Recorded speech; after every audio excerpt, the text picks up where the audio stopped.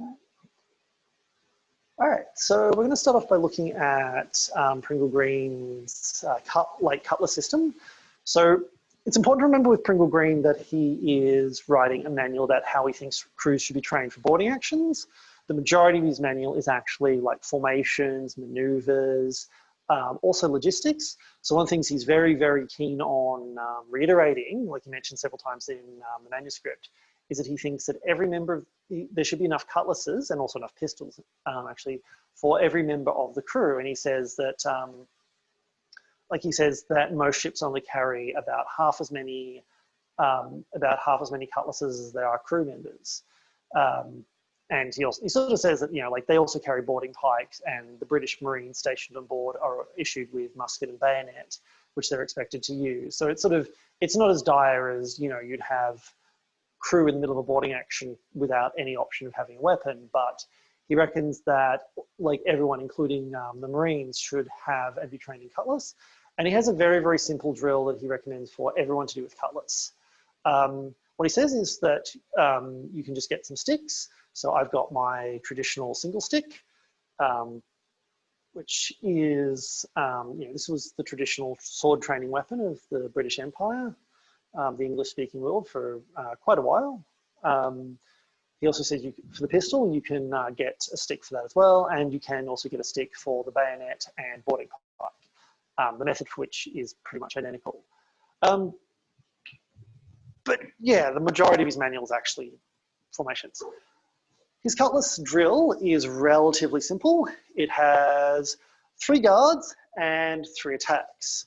He doesn't go into a lot of detail, but you can kind of tell from the diagrams what he means. So to start off with, just for those of you who haven't done fencing before, I haven't done my systems of fencing, so there's a lot of people out there who do longsword and medieval systems.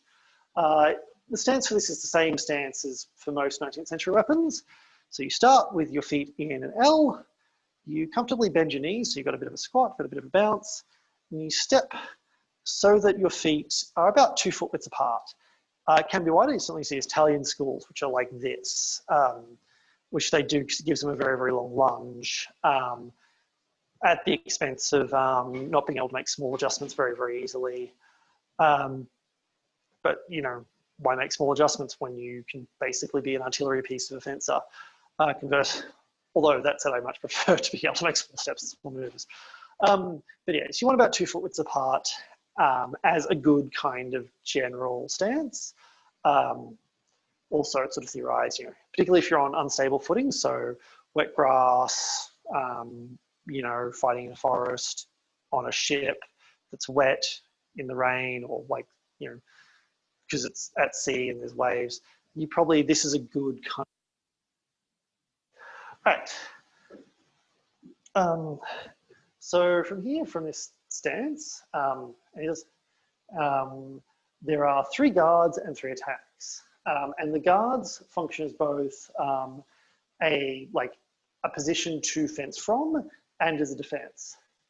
And he has the head guard, which is generally called St. George. Then he has the right guard, which is just, in the period we've been referred to as an outside half hanger. Let's turn that sideways.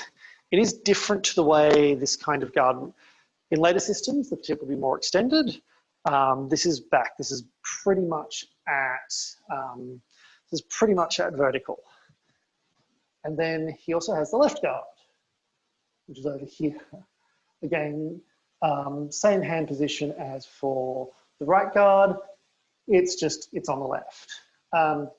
He doesn't say what left-handers should do, so I don't really know what to advise. Maybe I'm going to call them left and right guard. So if you're a left-hander, maybe just put it on your left and right, but form the left guard the way a right-hander would form the right guard, and the right guard the way a right-hander would form the left guard. Anyway, the other thing he has are attacks, and he has the head attack, which is a blow directly down to the head, or alternatively at a mild angle. He has the right attack, which is a blow from the right, and the left attack, which is a blow from left. He's not really clear whether this is a horizontal blow or a diagonal blow, because he is dealing with inexperienced fencers, and he says this quite explicitly, that what he is advocating here is the dead minimum someone should know to deal with the boarding action, but if they actually want to fence, they should just do a lot of fencing in their spare time, or like, you know, when they're on board the ship and there's nothing else to do. But this is like the dead minimum. So he doesn't actually specify the angle. I kind of assume that it's more of an angular thing. It's more of an angle because that seems more intuitive, that someone would swing hard like that, like swing at an angle, rather than throwing directly horizontally. Because, but you know, you could equally throw horizontal as well. That said, the guard will work for each. So yeah, I'm going to do them as descending blows, but you can do them as horizontal blows as well, whichever you prefer. And I probably will alternate between the two depending on how I feel. So the idea is that the head guard deals with the head blow, the right guard deals with the right blow, and the left guard deals with the left blow. The other thing he says is the head guard is probably the most important guard because an untrained person, and a lot of sailors who are involved in boarding actions were untrained in this period. Sailors in this period were not entirely military. A lot of them were essentially civilian sailors, like people who would just as likely be on like a fishing ship or a trade ship or something like that, who ended up on a military ship. So they're not, and there's no assumption or recruitment process to check if they know how to fight before ending up in a British naval vessel. So yeah, it's not uncommon to fight people with no formal training in a boarding action. And what pringle-green reckons is an untrained person can only swing downwards or like downwards but mildly from left to right. Like they will just basically hack at the head. And so if you put your sword up like this in the head guard to start off with, and this is, you know, the basic guard he depicts, then you're pretty much covered. The important thing with this system though, and this is kind of the thing that I want you to practice, and this is a live lesson, so I do hope you can follow along and practice stuff, is that it's important to be able to throw the cuts and then go to a guard sort of independently. So you might start in the head guard, throw a head cut, come back to the head guard, throw another head cut, come down to left guard, you know, throw a right cut and come back to the right guard, throw a head cut, come to left guard, back to the head guard, whatever. So what I'm going to do is I'm going to start calling out either head cut or head guard, and I want you to follow along. When I call cut, I want you to come to full extension or just like post extension. So your tip has gone through your prospective target. So with a head cut, it will be down here. With a right cut, it will be down here on the left. With a left cut, it will be down on the right. You probably want your tip in line with the edge of your body after you've finished. And then I'm going to call guard, and I want you to go to that guard, but I want you to wait for me. Because being able to move between the guards and the cuts, between any guard and any cut seamlessly, is a reasonably useful skill to have with this system. To start off with, we're just going to do it standing, partially because I want to focus on what's in the manual, and pringle-green doesn't talk about lunges, but also pringle-green doesn't actually talk about footwork, although he does depict it, which is a bit interesting. All right, so we're going to start in the head guard. You know, this is, especially if you're on a tight deck, this is the guard you're probably going to start with, and we're going to do a right cut, left guard, head cut, head guard, right cut, right guard, left cut, right guard, head cut, head guard, right cut, left guard, left cut, right guard, head cut, left guard, left cut, head guard, right cut, right guard, head cut, right cut, left guard, left cut, right guard, head cut, head guard, right cut, left guard, left cut, head guard, right cut, head guard, left cut, right guard, head cut, head guard. hopefully kind of moving through those positions will give you a sense of, just how to sort of flow from one attack to the other. There are a few situations that pringle-green talks about directly. He says you have to deal with thrusts.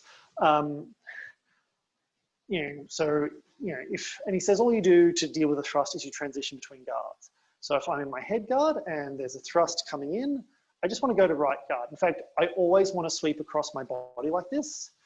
The reason being, if I go from head guard to left guard, you can see that I'm not covering my body, but going from head guard to right guard means that I sweep I sweep the incoming thrust out of the way, regardless of really what kind of thrust or where it is. And this is especially important as well when you're crossing decks, if you're jumping aboard an enemy ship, because the way an enemy ship would be guarded or the way the deck would primarily be protected was by people with bayonets and boarding pikes, just making a wall of spikes to try and stop you. So, coming in, moving in, sweeping to get the weapon out of the way, and then coming aboard the deck, or like moving in and getting close, was quite a useful skill. Right, so now we're going to look at lunging, just I probably should. What we're going to do for this is what's termed a Demi Lunge. So rather than a full big lunge, which is very long, we're just going to do what is essentially a half lunge or a Demi Lunge. The reason I chose this, it matches the depiction in the manual a little bit more, and also I find it's a bit easier to learn a Demi Lunge than is a full lunge, depending on how you're going with your isolation, your isolation get fit plans. Doing a full big long lunge like this can be a bit more difficult than doing just a quick short lunge. And the other reason is, as you can see from me nearly breaking my own window, when you're in tight confined spaces, and even the decks in this kind of fighting were quite confined because they were crowded with men trying to stop the enemy from boarding. So, I'm going to start from a head guard, and we're just going to do a head cut. First thing we do is extend. So I bring my sword all the way out like this. I rock forward, start bringing my weight forward towards my front leg. Now I kick my foot out and drive with my back leg. So as I've got this weight, I kick my foot out, drive my back leg, and then as everything lands, as my toes hit the ground, that's what the target should get to full extension. And from there, my sword passes through. I want to make sure that my sword goes through the target, because if you've ever cut a tomato, if you just tap the top of the tomato with the knife, it doesn't actually cut it. We also need to slice, and the part of the way we do that is with the movement of our body. So slice coming in an arc. I don't need to bend my arm that much. My arm will arc quite naturally. And then from here to come back, I pull with my back leg. I push off with my front foot, either by lifting my heel up and just bouncing, or alternatively by lifting my toes up and rocking. Either works pretty much fine. And that brings me all the way back to my guard. So we're just going to do this with head guard and the head cut. So extend, kick, lunge, retract. Extend, transfer weight, kick, lunge, retract. Extend, kick, lunge, retract. Extend, kick, lunge, retract. Extend, kick, lunge, retract. Extend, kick, lunge, retract. Extend, kick, lunge, retract. And kick, lunge, retract. Sorry, it's a bit hard to transfer weight whilst doing this in bits, but the idea is as you extend, you should be transferring your weight as well. So let's just do a few more by numbers. So extend, kick, lunge, retract. Extend, kick, lunge, retract. Extend, kick, lunge, retract. All right, now let's try that as, as a fluid motion. So I'm just going to call lunge and see what the hell my dogs are barking at. My dogs are barking at me. Dog damn it. All right, so I'm just going to call lunge, and I want you to do the whole thing as a fluid movement, although you are allowed to drop your hand as low as you need to not hit your roof. I will be doing it like this, where my extend for my hand is low because of the roof, which very possibly was a consideration. Or maybe not, I don't know. I've never tried sword fighting on a ship, although I ideally want to. So if anyone has a tall ship they can lend me, I will be in your debt forever. All right, so lunge, lunge, lunge, lunge, lunge, lunge. Make sure you keep the order. Make sure you extend before you really commit. Lunge, lunge. You really want your hand to move first, because if you move first and then move your hand, your opponent will hit you as you're moving and you won't actually get to move your hand. You need to make sure you get a thread out there. So lunge, lunge, lunge, lunge, lunge, and lunge. Right. Cool. So that's lunging, that's the different cuts. One thing I recommend, if you have a training partner that you're going to try this stuff with, so like you've got like a housemate or, you know, a partner or partners, children, particularly dexterous pets, I don't know. One of the best drills to do with this system is start in guard, throw a cut, your partner parries it and throws a random cut that then you have to parry, at which point you throw a random cut that your partner has to parry, and then throws a random cut back. And just go back and forth practicing the guards and throwing each cut from them. So obviously we can't do that tonight because, well, I'd need someone else to demo with, and you know, most of my family's gone out to dinner, and the dogs aren't very interested in sword fighting. So yeah, that's pretty much the section on cutlass use. So before we move on and look at the pistol, are there any questions? Probably have like an anecdote or something so people have a chance to type questions or unmute themselves or even think of a question. Which, yeah, I think I did actually have, I was asking what sort of extra stuff people wanted to do in this workshop, given I didn't think I could cover very much. Someone post, my friend Damien actually posted a French cutlass manual, and like that's really, really cool, but I can't cover all of that manual in a workshop where I'm already covering a heap of other content. So yeah, but one of my dreams is to get a bunch of people train, like half of them in the French cutlass and half of them in the British cutlass, and then just see what happens when we let them fence. So yeah, that'd be cool. Well, it looks like there's no questions, so I'm going to pause recording momentarily.